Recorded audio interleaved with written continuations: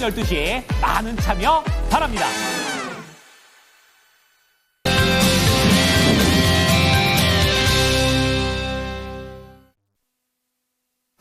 자, 금요일 개장 전 보셔야 될 소식들을 전부 다 모아봤습니다. 자, 그중에서 오늘 장에 또 어떻게 봐야 될지 좀 더 세부적으로 들어가 볼 텐데요. 오늘도 모닝 스탠바이와 함께해 주시기 바랍니다. 자, 오늘 모닝 스탠바이는 바로자산 운용의 윤정식 상무입니다. 상무님, 안녕하십니까? 네, 안녕하세요. 네. 미국 증시는 파월 의장의 금리, 거기에 또 트럼프 행정부가 추진하고 있는 이런 2차 전지에 대한 보조금 폐지라든지 이런 것들 때문에 국내 입장에서는 참 쉽지가 않아 보입니다. 자, 오늘장 체크 포인트 어떻게 가져갈까요? 네, 미국 시장이 쉽지 않아지니까 더 불안하죠. 국내 시장 같은 경우 미국 시장 상승할 때에도 불안한 모습들을 많이 보여줬습니다. 어제까지 5일 연속 외국인 매도했고요. 어제 상승을 하긴 했습니다. 코스피가. 근데 뭐 거의 강보합권 정도 수준에서 상승을 했죠. 거래대금 굉장히 많았는데 순매수 매도 금액 자체는 크지는 않은 그런 모습들을 보여줬고, 미국 시장 좋을 때 하락하니까 속상했죠. 굉장히 더 기분이 안 좋습니다. 미국 시장 올라가는데 우리나라만 떨어지니까 내 종목만 떨어지는 것 같은데, 근데 어제 또 미국 시장 조정 나왔죠.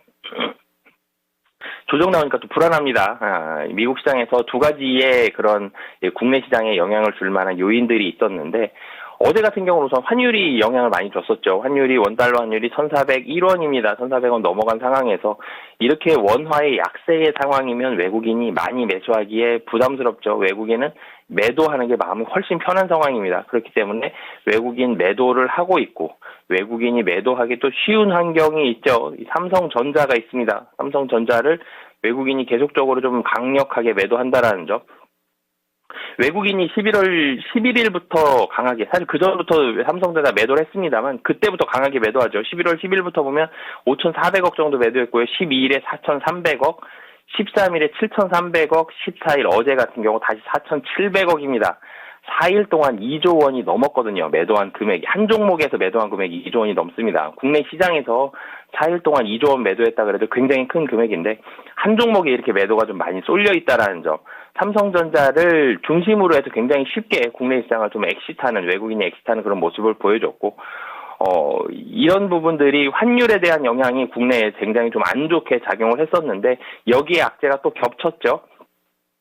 한 가지는 보조금입니다. 전기차에 대해서 보조금이 많이 지급이 됐었죠. 국내 이 배터리 3사도 1조 원이 넘는 보조금을 지급을 받았었는데, 이 보조금 지급을 축소할 가능성이 굉장히 커졌죠. 물론 확정된 건 아닙니다만 축소한다라면은 국내 배터리 업체들, 사실 이 보조금으로 인해서 흑자가 난 분기들도 몇 분기나 있었는데, 그럴 정도로 보조금이 상당히 크게 좀 도움이 됐었는데, 이 보조금이 줄어든다? 배터리 업체들 조금씩 살아날 수 있겠다는 기대감이 있었는데, 이 기대감이 좀 더 다시 줄어들 수 있는 그런 모습들이 있죠.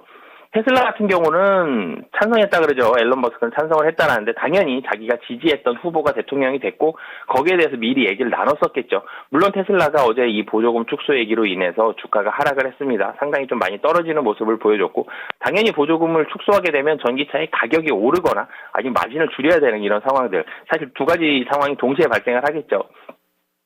그러면 전기차 업체들에 대해서 좋지 않은 그런 환경들이 펼쳐질 수 있고, 특히 GM이나 뭐 현대차나 그 외에 다른 이 전기차 업체들 같은 경우도 상당히 좀 피해를 볼 가능성이 높은데, 그럼 앨런 머스크는 왜 찬성을 했느냐라는 부분을 좀 생각을 해보면, 첫 번째로는 반값 전기차 내년에 자신이 있다라는 게 한 가지가 되겠고요. 전기차 가격 자체가 상당히 좀 떨어지는 상태로 나온다.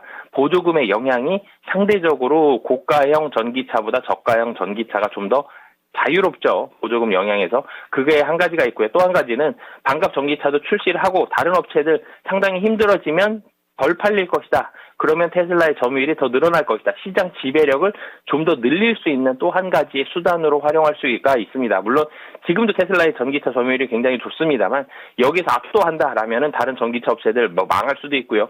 상당히 영세해진다라면 테슬라가 향후에 좀 더 우위를 선점하면서 치고 나갈 수 있는 그런 긍정적인 모습들이 있기 때문에 이런 부분을 찬성한 것 같은데, 어찌됐든 국내 배터리 3사들 어제 같은 경우 최근에 이 LG 에너지 솔루션도 그렇고요. 삼성 SDI도 그렇고 주가 흐름이 나쁘지 않았었거든요. 근데 이런 부분들에 대해서 오늘 좀 악영향이 나올 가능성이 현재로서는 좀 높아 보이는 그런 상황이 있고, 또 한 가지는 이 PPI가 나왔죠. PPI가 시장 예상치보다는 좀 더 높게 나왔습니다. PPI는 이 CPI를 좀 선행하는 그런 모습들이 있죠. 예상치보다 조금 더 높게 나왔다라는 점, 물가가 올라간다라는 거죠. 물가가 다시 올라간다라면은 시장 다시 걱정할 수밖에 없습니다. 고용 지표도 어느 정도 선방을 한 그런 모습들이 있었기 때문에 이 물가에 대해서 파월 의장도 경기에 대해서 상당히 좀 자신감 있게 얘기를 했고, 물가에 대해서는 금리에 대해서는 좀 보수적으로 얘기를 했죠. 이런 부분들까지 모두 다 본다라면은 금리 인하 속도는 상당히 이 시장 예상보다는 좀 더디게 완화돼서 나올 가능성이 굉장히 좀 높다라는 점. 시장이 기대했던 게 무언가 수혜를 받을 수 있는 종목들, 그리고 유동성의 힘, 실적 이런 부분들을 봤는데, 지금 국내 증시에서는 사실 아쉽지만 그 세 가지를 중에 한 개도 사실 만족하지 못하고 있습니다. 실적 떨어지고 있죠. 그럼 밸류에이션이 더 떨어집니다. 그리고 유동성도 떨어지고 있고, 환율 때문에 유동성 더 피해를 많이 보는 그런 모습들도 있고, 이 트럼프 후보 당선인으로 인해서 피해를 볼 수 있는 종목들도 늘어나고 있는 그런 상황들이기 때문에 국내 시장이 그래서 사실은 2,500선에서도 좀 지켜줬어야 되고, 삼성전자도 5만 원 위에서 움직였어야 되는 게 정상이죠, 사실은.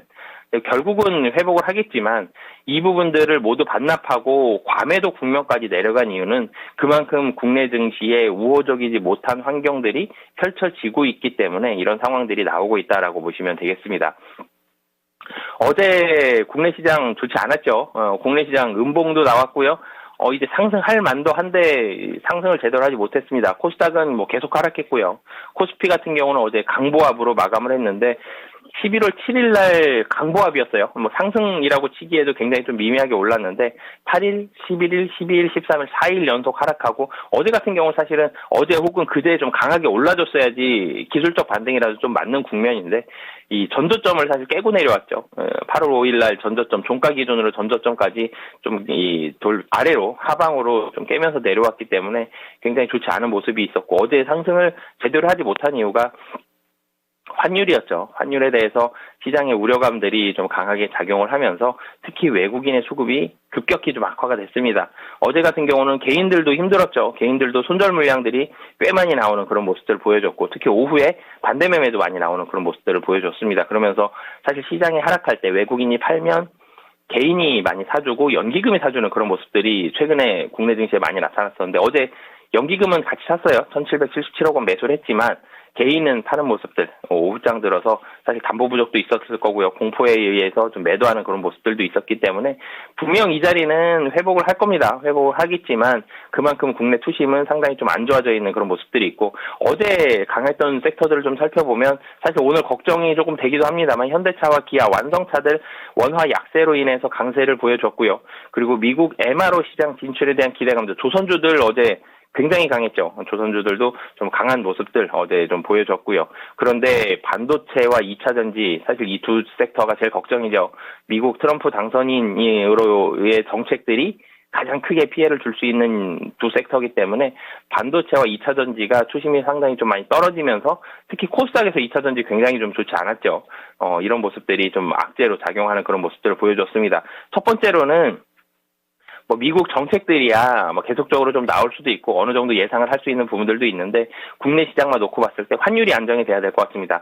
1,400원 좀 아래로 가긴 가야 될 것 같고요. 1,350원 정도만 가더라도 시장은 안정세를 좀 찾을 수 있다라는 점. 그래서 환율이 안정이 우선 선행되어야 되고, 두 번째로는 그러면서 외국인의 수급이 좀 개선이 돼야지만, 외국인이 이렇게 하루에 몇천 원씩 계속 팔면 올라갈 수가 없죠. 아무리 연기금이 매수한다 그래도 외국인의 매도를 이겨낼 수는 없기 때문에 환율의 안정, 그럼으로써 외국인의 수급까지 좀 안정이 되었을 때 국내 시장은 안정세를 보일 가능성이 높다. 뭐 그렇기 때문에 이 두 가지 지표를 보시면서 시장 진입 타이밍을 좀 재시면 좋을 것 같습니다.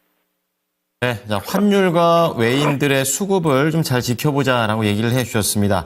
이 트럼프 2기 정부가 본격적으로 시작하기 전에 안 좋은 건 다 반영됐으면 좋겠다라는 마음입니다. 자, 그럼 모닝 관심주 넘어가 보겠습니다. 11월 5일 때 기준으로 봤을 때는 하나오션이라든지 또 엔터 쪽에서 SM 같은 경우에는 이제 하나오션은 발언 이후에 좀 급등을 하는 모습도 보여줬었고 SM은 지난주에 말씀을 미리 해주셨고 이번 주에 또 분위기가 잘 타고 있는 흐름입니다. 지금 차트가 나가고 있는데요. 굉장히 탄력이 좋았었고요. SM이나 JYP, YG 엔터테인먼트 이번 주에 또 굉장히 언급이 됐기 때문에 오늘장 또 내용도 관심이 갑니다. 자, 상무님 첫 번째 키워드는 어디에서 잡으셨습니까? 네, 사실 트럼프 당선인이 문제죠.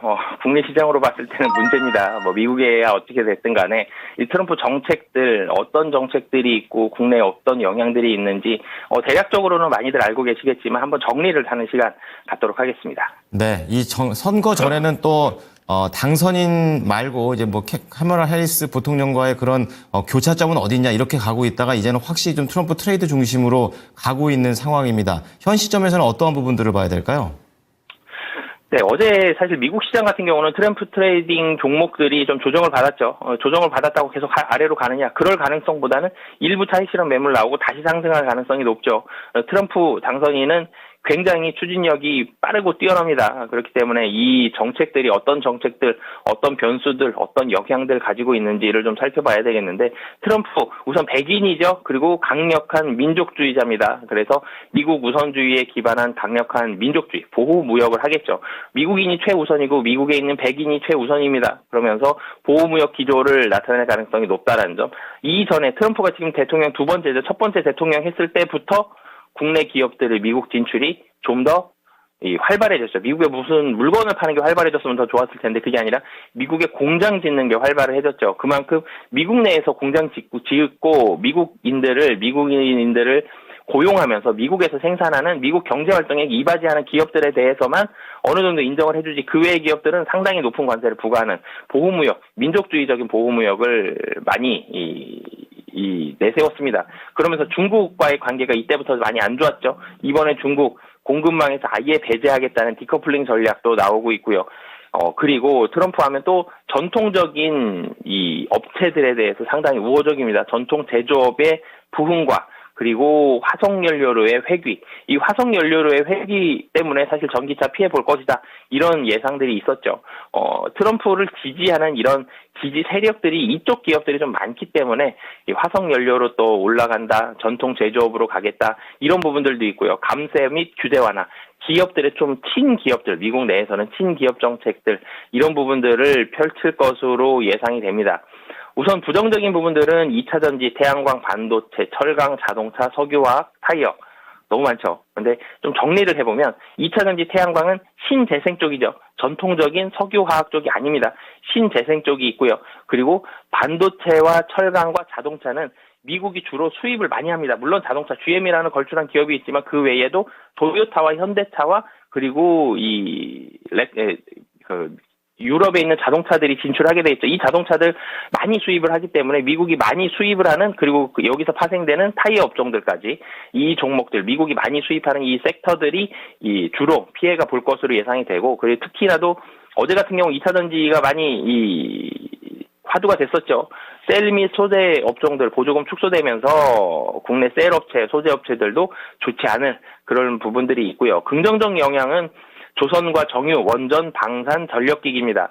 조선 같은 경우는 사실 조선이 어제 많이 올랐죠. 이 MRO, 미국 군함의 MRO 협력 이런 부분들이 많이 기대가 좀 되면서 조선주들 상당히 많이 올라가는 그런 모습들이 있었고 정유와 원전입니다. 이전에 많이 전력을 생산을 했었던 원전과 그리고 정유 그리고 전쟁 관련해서 또 방산도 있기 때문에 이런 부분들은 이 수혜를 볼 가능성이 높다라는 점.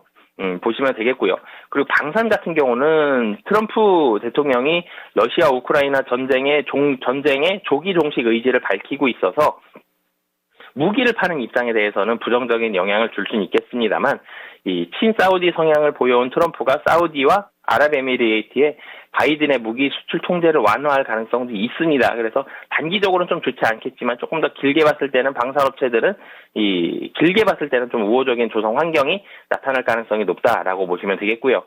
관심 종목으로는 사실 제가 이 시간에 얼마 전에도 말씀을 드렸었죠. 어제 굉장히 많이 올랐습니다. 한화오션 계속적으로 좀 말씀을 드리겠는데 어제 너무 많이 올랐죠. 사실 예상보다도 너무 많이 올랐습니다. 물론 어제 말고 그제와 그 전날 10% 하락한 이후에 어제 15%가 올랐는데 이틀 동안 10% 하락한 건 다른 악재보다는 너무 단기에 좀 빨리 올랐기 때문에 좀 하락한 부분이 있고, 어제 같은 경우는 이 미국의 방산 업체들과의 그런 협력, 그러면서 추가적인 매출이 좀 강하게 나올 수 있다라는 기대감이 있었기 때문에 하나오션이 올라갔는데요. 하나오션 같은 경우는 물론 미국 방산업체 진출에 대한, 해양 방산에 대한 강점이 부각이 됐다라는 점을 가장 먼저 좀 보시면은 주가의 모멘텀으로는 좋을 것 같고요. 사실 그 외에 국내 조선업체들 공통적으로 좋은 부분이 있죠. LNG선, 국내 업체들은 LNG선에 있어서는 압도적으로 1위입니다. LNG선이 활성화가 될 가능성이 매우 좀 높은 상황이기 때문에 길게 봐서 국내 조선업체들 다 좋고요. 하나오션은 주가 탄력은 방산, 그리고 그 다음에는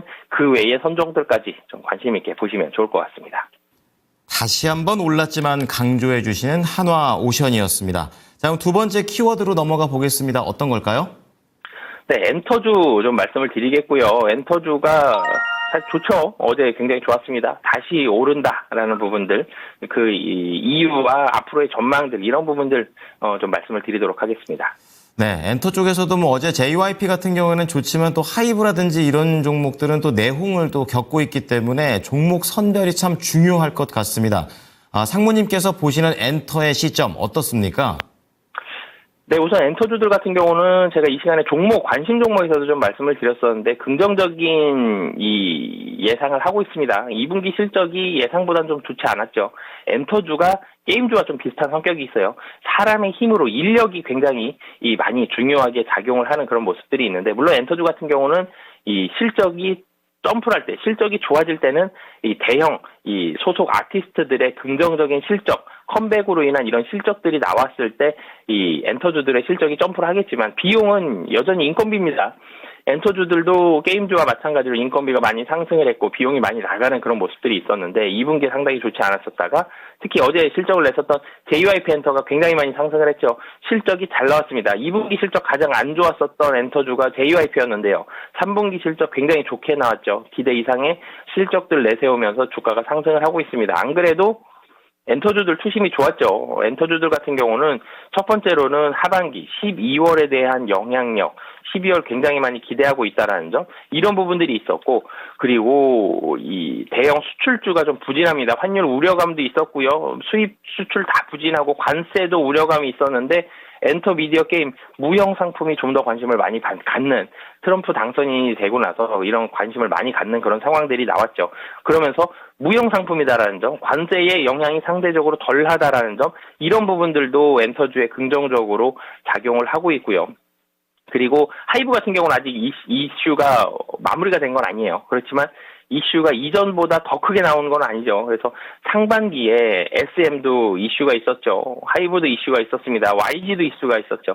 안 좋은 이슈들을 다 가지고 있었는데 이 안 좋은 이슈들이 상반기에 상당히 많이 나왔고, 그럼 첫 번째로는 이슈들이 대체적으로 좀 밝혀졌죠. 추가적으로 나올 이슈가 상당히 제한적입니다. 이슈가 많이 나왔다라는 점, 그리고 또 한 가지는 그 이슈가 안 좋은 악재였죠. 그러면서 주가가 많이 하락하면서 가격적인 메리트가 좀 높다라는 점, 이런 부분들이 복합적으로 작용을 해서 엔터주들이 최근 들어서 주가가 굉장히 좀 좋았다라는 점, 제가 하반기 12월에 대한 기대감이 많이 작용을 하면서 오른다라고 말씀을 드렸죠.